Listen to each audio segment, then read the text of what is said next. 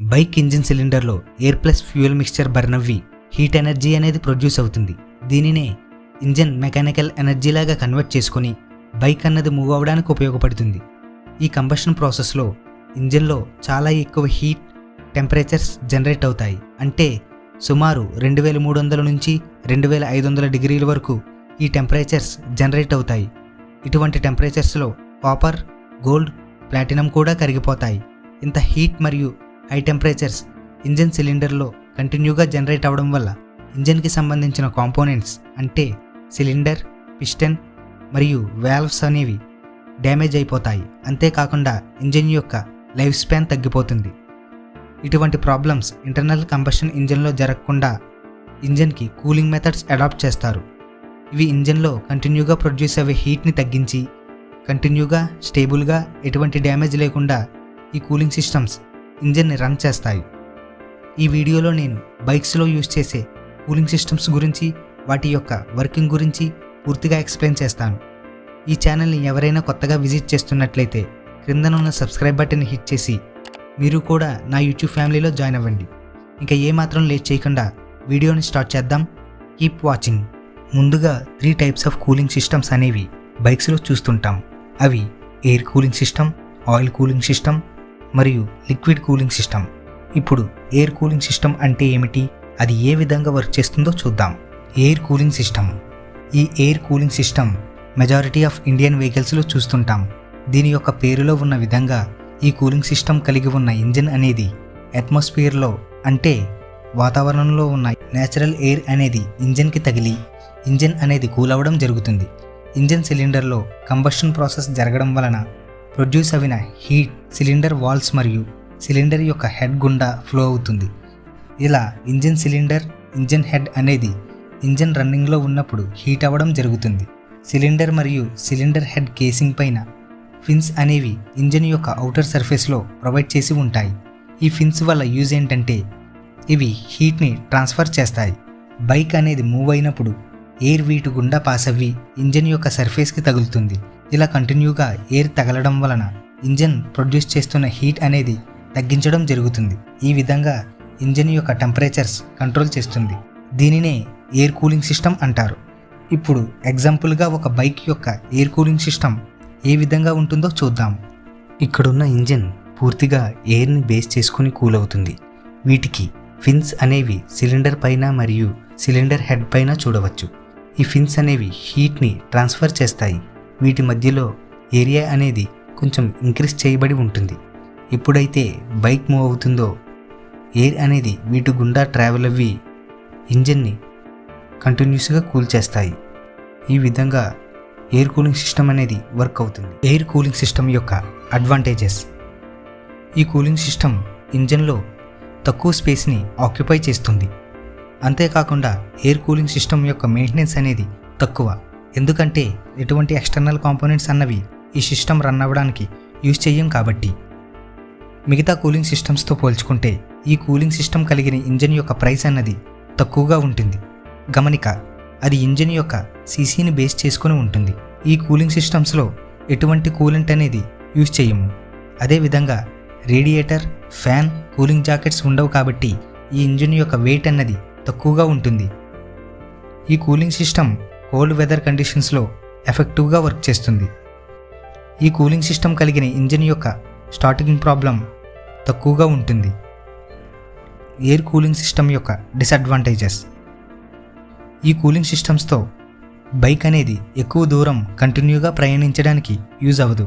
ఎందువల్లంటే cooling rate అనేది యూనిఫామ్గా ఉండదు కాబట్టి. ఈ type of cooling system small capacity ఇంజిన్స్కి మాత్రమే యూజ్ చేస్తారు. వీటి యొక్క పర్ఫార్మెన్స్ అట్మాస్ఫియరిక్ కండిషన్స్ మీద బేస్ చేసుకుని ఉంటుంది. అంతేకాకుండా మిగతా లిక్విడ్ కూలింగ్ సిస్టమ్ ఇంజిన్స్తో పోల్చుకుంటే ఈ ఇంజిన్ కొంచెం నాయిసీగా ఉంటుంది. ఈ సిస్టమ్ కలిగిన ఇంజిన్ యొక్క వర్కింగ్ టెంపరేచర్స్ అన్నవి ఎక్కువగా ఉంటాయి.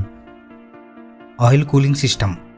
ఇంజిన్లో ఇంజిన్ ఆయిల్ అనేది మూవింగ్ పార్ట్స్ని లూబ్రికేట్ చేయడానికి మాత్రమే కాకుండా ఇంజిన్ని కూల్ చేయడానికి కూడా ఉపయోగపడుతుంది. కంబషన్ ప్రాసెస్ జరిగినప్పుడు, ఇంజిన్ కంటిన్యూగా రన్ అవుతున్నప్పుడు, అదేవిధంగా ఇంజిన్ హై ఆర్పిఎమ్స్లో రన్ అవుతున్నప్పుడు హీట్ అనేది జనరేట్ అవుతుంది. ఇలా జనరేట్ అయిన హీట్ వలన ఇంజిన్ ఆయిల్ కూడా వేడెక్కిపోతుంది. దీని వలన ఇంజిన్ ఆయిల్ యొక్క విస్కాసిటీ తగ్గి ఇంజిన్లో గేర్స్ మరియు మూవింగ్ పార్ట్స్ ఫ్రిక్షన్కి గురవుతాయి. దీని వలన ఇంజిన్ రిస్క్లో పడుతుంది. దీన్ని అవాయిడ్ చేయడానికి ఇంజిన్ యొక్క స్పెసిఫికేషన్స్ బేస్ చేసుకొని కంపెనీ వారు ఆయిల్ కూలింగ్ సిస్టమ్ని ప్రొవైడ్ చేస్తారు. ఈ ఆయిల్ కూలింగ్ సిస్టమ్ కలిగిన ఇంజిన్ ఎయిర్తో కూడా అడిషనల్గా కూల్ అవుతుంది. ఇప్పుడు ఆయిల్ కూలింగ్ సిస్టమ్ యొక్క వర్కింగ్ చూద్దాం. ఈ ఆయిల్ కూలింగ్ సిస్టంలో ఆయిల్ కూలర్ ఉంటుంది. దీనిని హీట్ ఎక్స్చేంజర్ అని కూడా అంటారు. దీని లోపల ఇంజిన్ ఆయిల్ అనేది ఫ్లో అవ్వడానికి క్యాపిలరీ ట్యూబ్స్ ఉంటాయి. బైక్ ఇంజిన్ అనేది రన్నింగ్లో ఉన్నప్పుడు ఇంజిన్ లోపల వేడెక్కిన ఇంజిన్ ఆయిల్ ఒక పైపు ద్వారా ఈ యొక్క ఆయిల్ కూలర్లోనికి చేరుతుంది. ఈ ఆయిల్ కూలర్లోనికి ఎంటర్ అయ్యే ముందు ఇంజిన్ ఆయిల్ యొక్క టెంపరేచర్ ఎక్కువగా ఉంటుంది. ఎప్పుడైతే వేడెక్కిన ఇంజిన్ ఆయిల్ ఈ ఆయిల్ కూలర్లోనికి ఎంటర్ అవ్విందో బైక్ మూవ్ అవుతున్నప్పుడు ఎదురుగా వీచే గాలి ఆయిల్ కూలర్కి ప్రొవైడ్ చేసిన ఫిన్స్ యొక్క సర్ఫేస్కి తగిలి క్యాపిలరీ ట్యూబ్లో ఫ్లో అవుతున్న వేడెక్కిన ఆయిల్ కూల్ అవుతుంది. ఇలా కూల్ అయిన ఆయిల్ తిరిగి క్రాంక్ కేసులోనికి ఒక పైపు ద్వారా వెళుతుంది. ఇలా ఈ ప్రాసెస్ కంటిన్యూస్గా జరిగి ఇంజిన్ అనేది కూల్ అవ్వడం జరుగుతుంది. దీనినే ఆయిల్ కూలింగ్ సిస్టమ్ అంటారు. ఆయిల్ కూలింగ్ సిస్టమ్ యొక్క అడ్వాంటేజెస్. ఈ ఆయిల్ కూలింగ్ సిస్టమ్ యొక్క ఇన్స్టాలేషన్ అనేది చాలా ఈజీగా మరియు దీని యొక్క డిజైన్ అనేది చాలా సింపుల్గా ఉంటుంది. అంతేకాకుండా ఇంజిన్ ఆయిల్ అనేది కూలెంట్గా వర్క్ చేస్తుంది కాబట్టి ఎటువంటి ఎక్స్ట్రా కూలెంట్ కానీ పంప్ కానీ రేడియేటర్ కానీ అవసరం ఉండదు. ఇంజిన్ ఆయిల్ అనేది హై బాయిలింగ్ పాయింట్ని కలిగి ఉంటుంది కాబట్టి హీట్ అయిన ఆయిల్ అనేది ఈ సిస్టంలో త్వరగా కూల్ అవ్వడం జరుగుతుంది.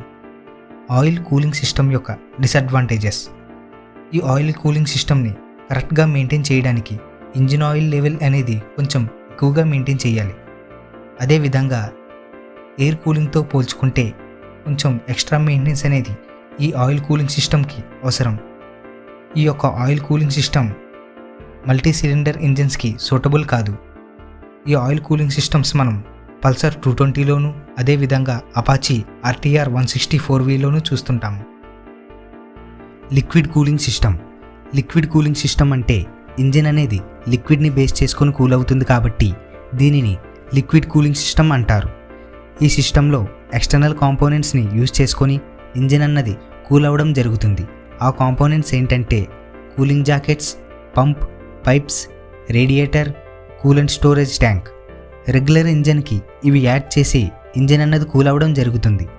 ఈ కూలింగ్ సిస్టమ్స్ కార్స్లో జరిగే కూలింగ్ సిస్టమ్కి సిమిలర్గా ఉంటుంది. లిక్విడ్ కూలింగ్ సిస్టమ్ యొక్క వర్కింగ్. ఈ సిస్టంలో ఎప్పుడైతే బైక్ ఇంజిన్ అన్నది హీట్ అవుతుందో కూలెంట్ అన్నది ఇంజిన్ సిలిండర్ పక్కన ఉన్న జాకెట్స్లోనికి వెళుతుంది. ఈ కూలెంట్ పని ఏమిటంటే సిలిండర్లో ప్రొడ్యూస్ అయ్యే హీట్ని అబ్జర్బ్ చేసుకుంటుంది.